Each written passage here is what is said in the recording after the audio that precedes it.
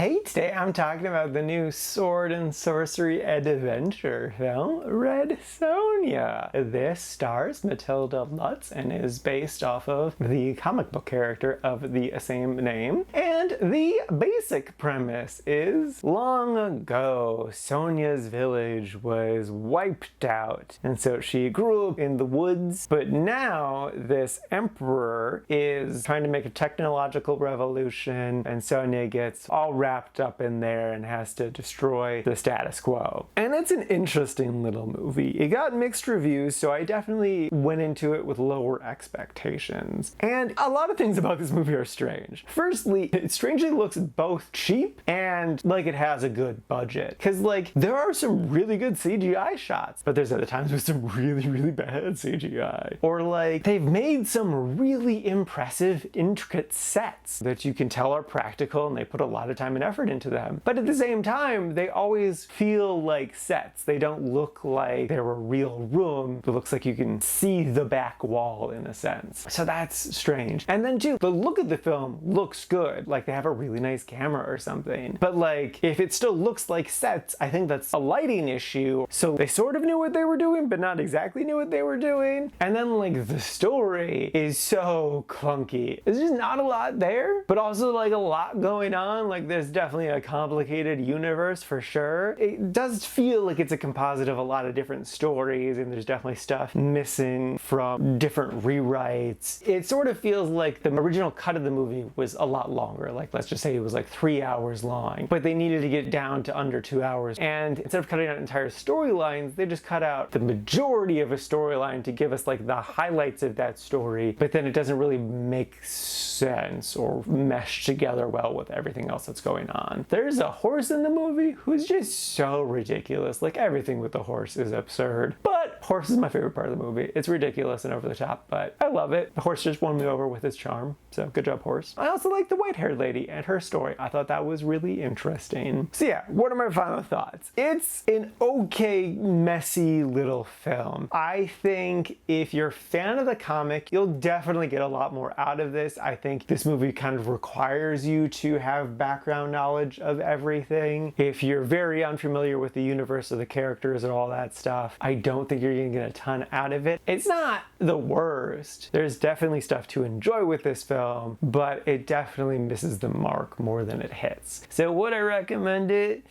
Not really. There's definitely worse movies out there, but I don't really recommend it.